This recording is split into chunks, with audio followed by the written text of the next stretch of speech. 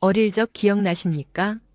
좁은 방 한 칸에 형제자매 셋이 나란히 누워 잠들던 밤. 어머니가 끓여주신 된장찌개 한 그릇을 놓고 너 먼저 먹어 아니야, 내가 먼저 하며 숟가락을 밀었던 그 순간. 겨울엔 다 같이 눈썰매 타다 넘어지면서 웃었습니다. 그때는 몰랐습니다. 그게 얼마나 소중한 시간이었는지. 부모님 눈치 보며 웃고 같은 이불 속에서 속닥이며 꿈을 나누던 시절. 그래도 내가 있어서 다행이야. 말로 하진 않았어도 그렇게 느꼈던 날들이 있었습니다. 겨울 저녁이면 아버지가 사다 주신 군고구마 하나를 셋이서 나눠 먹었습니다. 뜨거운 김이 모락모락 나는 고구마를 손에 쥐고 누가 더 큰 조각을 먹을까? 눈치 보다가도 결국 제일 작은 건 막내 몫이었죠.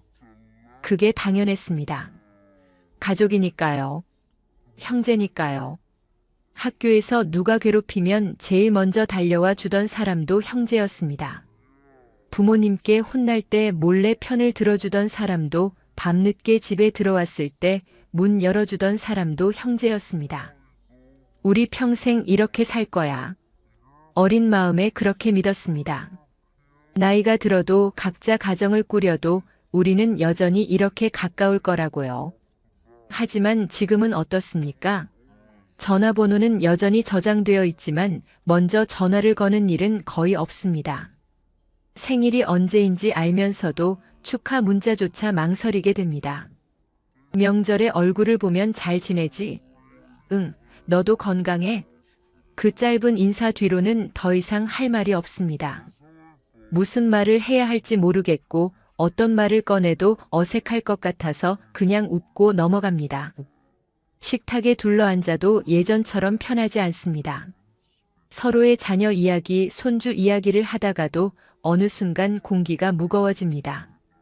누군가의 성공 이야기는 다른 누군가에겐 비교가 되고 누군가의 건강 이야기는 또 다른 누군가에겐 자랑처럼 들립니다. 그래서 점점 말을 아끼게 됩니다. 괜히 기분 나쁘게 들릴까봐, 괜히 오해받을까봐요. 명절이 끝나고 집으로 돌아오는 길 차 안에서 한숨을 쉽니다. 이렇게까지 조심스러워야 하나 그런 생각이 듭니다. 우리는 언제부터 이렇게 조심스러운 사이가 되었을까요? 미워서가 아니라 그냥 예전 같지 않아서 그런 건 아닐까요? 한 가지 분명한 건 이런 마음이 드는 게 당신만은 아니라는 겁니다. 인생에서 가장 슬픈 것은 관계가 끝나는 것이 아니라 끝났다는 사실을 인정하지 못하는 것이다. 이 말을 처음 들었을 때 가슴 한편이 무너지는 것 같았습니다. 하지만 동시에 이런 생각도 들었습니다. 그래, 내가 이상한 게 아니었구나. 형제자매와의 관계가 예전 같지 않다고 해서 그게 당신 탓은 아닙니다. 관계라는 건 원래 변하는 겁니다. 특히 나이가 들수록 인생의 무게 중심이 달라지면서 자연스럽게 바뀌는 거예요. 최근 조사에 따르면 60대 이상 성인 중 절반 이상이 형제자매와 1년에 한 번도 깊은 대화를 나누지 않는다고 답했습니다. 또 다른 조사에서는 노년기에 가장 자연스럽게 줄어드는 관계로 형제자매 관계가 1순위로 나타났습니다. 이게 요즘 현실입니다. 이상한 일이 아니란 얘기예요. 당신만 그런 게 아니라는 겁니다. 여기서 분명히 말씀드리고 싶은 게 있습니다. 이건 당신 잘못이 아닙니다. 성격 문제가 아닙니다. 인생의 중심이 바뀌었기 때문입니다. 20대엔 부모님이 중심이었습니다. 부모님 뜻을 따르고 부모님 기대에 부응하려 애썼죠. 30대엔 배우자가 인생의 중심이 되었습니다. 함께 가정을 꾸리고 함께 미래를 그렸습니다. 40대엔 자녀가 중심이었습니다. 아이들 학교, 아이들 진로, 아이들 결혼이 우선이었죠. 모든 에너지를 거기에 쏟았습니다. 그러다 60대가 되면 중심은 다시 나 자신으로 돌아옵니다. 부모님은 이미 돌아가셨거나 연로하셔서 더 이상 제 삶의 방향을 정해주지 않으십니다. 배우자와는 오랜 시간을 함께 보냈지만 이제는 각자의 시간도 필요합니다. 자녀들은 독립해서 각자 가정을 꾸렸고 더 이상 제 손길이 필요하지 않습니다. 그럼 남는 건 뭡니까? 나 자신입니다. 이제야 비로소 나를 돌아볼 시간이 생긴 겁니다.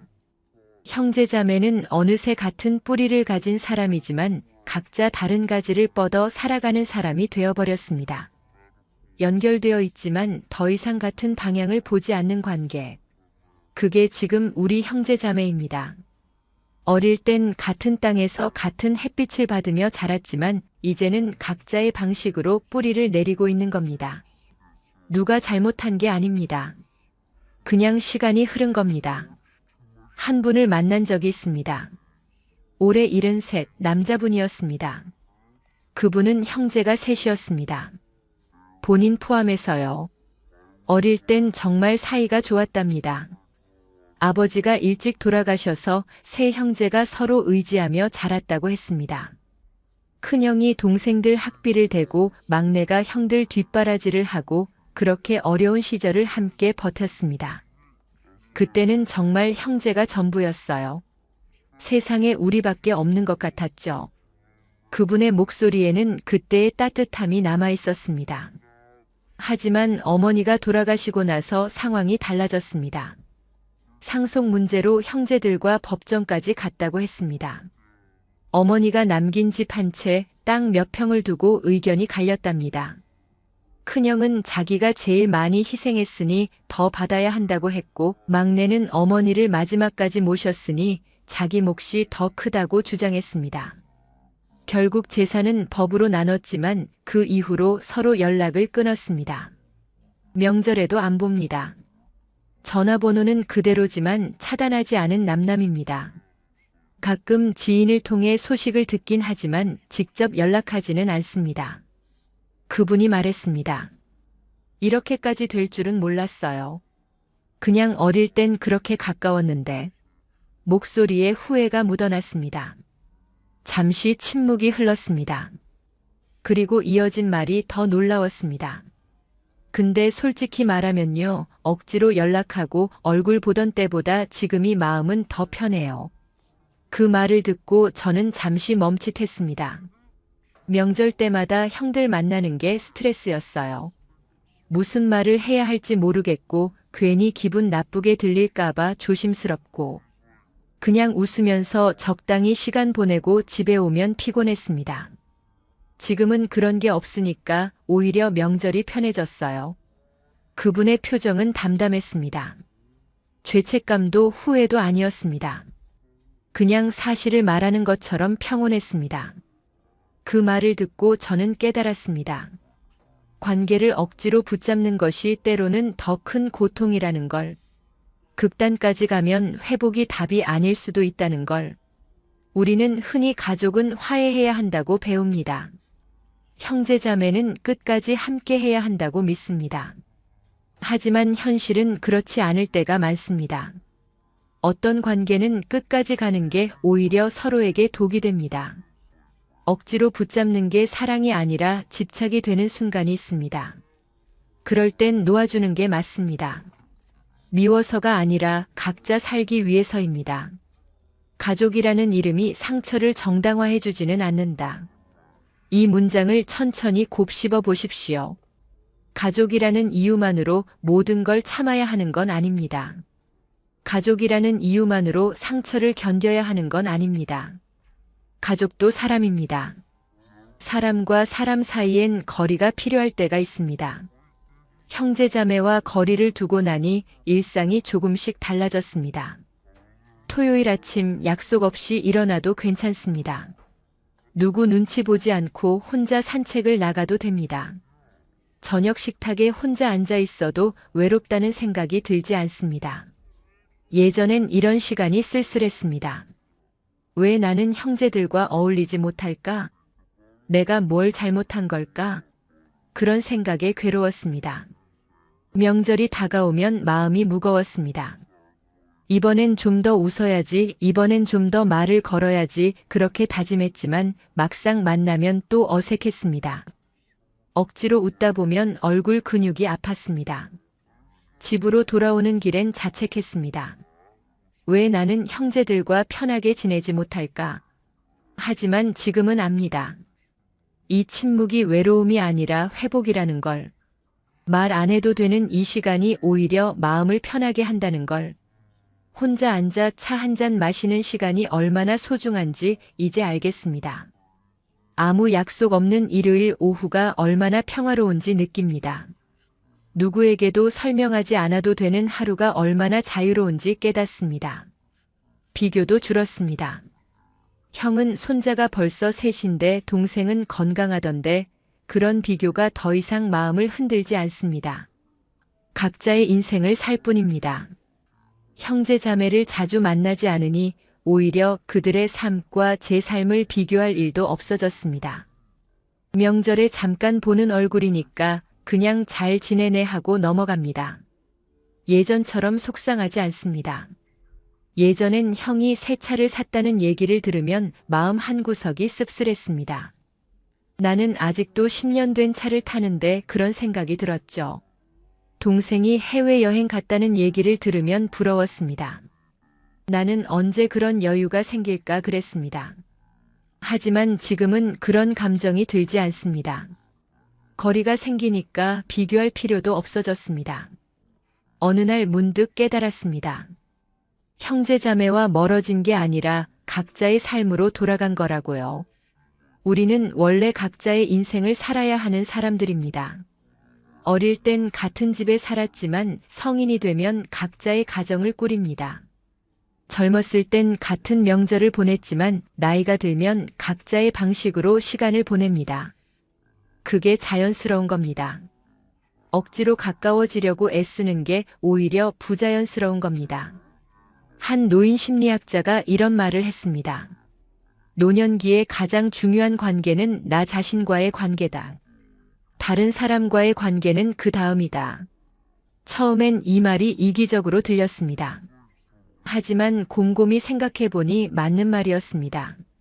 나이가 들수록 내 마음을 챙기는 게 우선입니다. 다른 사람 눈치 보느라 내 마음을 소진시키면 안 됩니다. 형제자매도 마찬가지입니다. 그들과의 관계가 나를 지치게 한다면 잠시 거리를 두는 게 맞습니다. 오늘부터 이렇게 해보시면 어떨까요? 먼저 이번 달 마음 불편한 가족 연락 하나 줄이기. 억지로 전화할 필요 없습니다. 의무감으로 보내는 문자도 내려놓으세요. 형제자매 생일인데 연락하기 싫으면 안 해도 됩니다. 명절인데 꼭 가야 한다는 법 없습니다. 올해는 한 번쯤 빠져도 괜찮습니다. 그래도 가족인데라는 말에 얽매이지 마세요. 가족이라는 이유로 모든 걸 참아야 하는 건 아닙니다. 두 번째, 그래도 가족인데라는 말 사용 멈추기. 이 말은 참 편리합니다. 불편한 관계를 정당화하는데 이만한 말이 없죠. 하지만 이 말이 우리를 얼마나 오랫동안 괴롭혔는지 생각해 보십시오. 그래도 가족인데 참아야지. 그래도 가족인데 이해해야지. 그렇게 참고 이해하다 보면 정작 내 마음은 너덜너덜해집니다. 이제 그만 참으셔도 됩니다. 가족이라는 이유가 상처를 정당화해 주진 않습니다. 세 번째, 혼자 있는 시간을 문제가 아니라 회복으로 이름 붙이기. 혼자 있는 시간이 외로운 게 아니라 나를 돌보는 시간이라고 말해보세요. 아침에 일어나서 커피 한 잔 천천히 마시는 시간, 그건 외로움이 아니라 평화입니다. 저녁에 혼자 산책하며 생각에 잠기는 시간, 그건 쓸쓸함이 아니라 사색입니다. 주말에 아무 약속 없이 집에서 책 읽는 시간, 그건 고립이 아니라 휴식입니다. 네 번째, 하루 한 번 지금 이 거리도 괜찮다고 말하기. 거울을 보며 말해도 좋고 산책하며 속으로 말해도 좋습니다. 지금 이 거리, 이 관계 괜찮습니다. 형제자매와 1년에 한 번 보는 것도 괜찮습니다. 전화 안 하고 사는 것도 괜찮습니다. 명절에 얼굴만 보고 헤어지는 것도 괜찮습니다. 그게 지금 우리에게 편한 방식이라면 그걸로 충분합니다. 다섯 번째, 죄책감 내려놓기. 형제자매와 멀어졌다고 해서 죄책감 느낄 필요 없습니다. 당신이 나쁜 사람이어서 멀어진 게 아닙니다. 인생의 단계가 바뀌어서 자연스럽게 거리가 생긴 겁니다. 부모님께 죄송할 것도 없습니다. 부모님도 아마 이해하실 겁니다. 자녀들이 각자의 삶을 사는 게 얼마나 자연스러운 일인지요. 관계는 붙잡는 것이 아니라 각자의 속도로 걷게 두는 것이다. 이 말을 기억하십시오. 형제자매도 각자의 속도로 걷고 있습니다. 당신도 당신의 속도로 걸으면 됩니다. 억지로 보폭을 맞추려 하지 마세요. 속도가 다르면 자연스럽게 거리가 생깁니다. 그게 정상입니다. 어떤 관계는 평생 가깝게 유지되지만 어떤 관계는 시간이 지나면서 멀어집니다. 둘 다 괜찮습니다. 중요한 건 억지로 붙잡지 않는 겁니다. 한 가지 더 말씀드리고 싶은 게 있습니다. 형제자매와 멀어졌다고 해서 그들을 미워할 필요는 없습니다. 미움과 거리는 다릅니다. 거리를 두는 건 자기 보호지만 미움은 자기 파괴입니다. 미워하면 결국 손해보는 건 당신입니다. 밤에 잠 못 이루는 것도 속 끓이는 것도 스트레스 받는 것도 결국 당신 몫입니다. 상대는 그 사실조차 모를 수도 있습니다.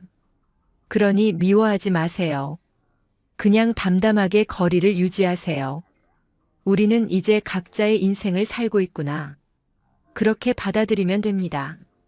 증오하지 않아도 거리를 둘 수 있습니다. 원망하지 않아도 연락을 끊을 수 있습니다. 그냥 우리는 이제 이 정도 거리가 편한 사이구나 하고 인정하면 됩니다. 그게 성숙한 어른의 태도입니다. 가끔 이런 분들이 계십니다. 그래도 형제자매잖아요. 나중에 후회하지 않을까요? 물론 후회할 수도 있습니다. 하지만 억지로 관계를 유지하다가 더 큰 상처를 받고 후회할 수도 있습니다. 어느 쪽이 덜 후회스러울지는 아무도 모릅니다. 중요한 건 지금 이 순간 당신의 마음이 편한 선택을 하는 겁니다. 미래를 위해 현재를 희생하지 마세요. 나중에 후회할까봐 지금 고통받을 필요 없습니다. 지금 편안한 게 우선입니다. 그리고 솔직히 말씀드리면 억지로 만나던 형제자매와 나중에 갑자기 가까워질 확률은 높지 않습니다. 지금 어색하고 불편한 관계가 70대, 80대가 되어서 갑자기 따뜻해질 거라고 기대하지 마세요. 관계는 시간이 지난다고 자동으로 좋아지지 않습니다. 오히려 나이가 들수록 더 고집스러워지고 더 타협하기 어려워집니다. 그러니 지금 편한 게 최선입니다. 또 이런 분들도 계십니다. 주변 사람들이 뭐라고 할까봐 걱정돼요. 이웃이든 친구든 지인이든 누군가는 말할 겁니다. 형제자매인데 왜 안 만나?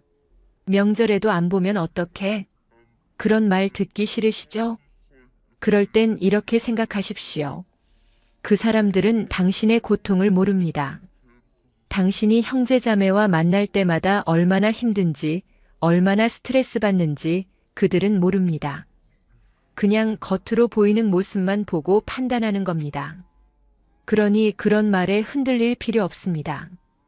당신의 삶은 당신이 삽니다. 다른 사람 눈치 보느라 당신 마음 상하게 할 필요 없습니다. 우리 집 사정이 있어서요. 그 한마디면 충분합니다. 더 설명할 필요도 없습니다. 이해 못하는 사람은 100번 설명해도 이해 못합니다. 이해하는 사람은 말 안 해도 알아듣습니다. 형제자매와의 관계에서 가장 중요한 건 의무가 아니라 선택입니다. 가족이라는 이유로 무조건 가까워야 한다는 생각, 그건 의무입니다. 하지만 나이가 들면서 우리는 선택할 권리가 생깁니다. 나는 이 사람과 이 정도 거리를 유지하겠다. 그렇게 선택할 수 있습니다. 그게 나쁜 게 아닙니다. 오히려 건강한 겁니다. 자기 경계를 지키는 겁니다. 무조건 참고 무조건 맞춰주고 무조건 양보하는 게 미덕이 아닙니다. 내 마음을 지키면서 적당한 거리를 유지하는 게 진짜 성숙한 관계입니다. 형제자매도 마찬가지입니다. 피를 나눴다고 해서 모든 걸 공유해야 하는 건 아닙니다. 같은 부모님 밑에서 자랐다고 해서 평생 붙어 살아야 하는 건 아닙니다. 각자의 삶이 있고 각자의 선택이 있습니다. 그걸 존중하는 게 진짜 가족입니다. 어떤 분은 이렇게 말씀하셨습니다. 형제자매와 거리를 두고 나니 오히려 그들이 더 소중하게 느껴져요. 아이러니하죠? 가까이 있을 땐 서로 부딪히고 싸우고 스트레스 받았는데 거리를 두고 나니 좋았던 기억만 남더랍니다. 가끔 옛날 사진을 보면 뭉클할 때가 있답니다. 그때는 참 행복했지. 그런 생각이 들면서도 동시에 지금 이 거리가 맞아 하고 확신한답니다. 그게 건강한 관계입니다. 과거는 아름답게 기억하되 현재는 편안하게 유지하는 것. 억지로 과거로 돌아가려 하지 않는 것. 그게 성숙한 어른의 방식입니다. 형제자매와 멀어졌다고 해서 당신 인생이 실패한 건 아닙니다. 지금은 각자 자기 인생을 살아가는 시기일 뿐입니다. 그 거리가 때로는 서로에게 필요한 공간일 수 있습니다. 억지로 가까워지려 하지 마십시오. 대신 지금 이 거리에서 각자 편안하게 숨 쉴 수 있다면 그것으로 충분합니다. 당신은 잘하고 계십니다. 형제자매와 자주 연락하지 않는다고 해서 나쁜 사람이 아닙니다. 명절에 가끔 얼굴만 비춘다고 해서 냉정한 사람이 아닙니다. 그냥 당신만의 속도로 당신만의 방식으로 살아가는 겁니다. 그게 정상입니다. 요즘 연락을 망설이게 되는 형제자매가 떠오르셨나요? 그 거리 덕분에 오히려 마음이 편해진 순간은 없으셨나요? 여러분의 이야기 조용히 듣겠습니다. 댓글로 편안하고 자유롭게 나눠주세요. 누군가에게 큰 위안과 희망이 될 것입니다. 긴 이야기 끝까지 들어주셔서 진심으로 감사합니다. 지금까지 황금노후였습니다.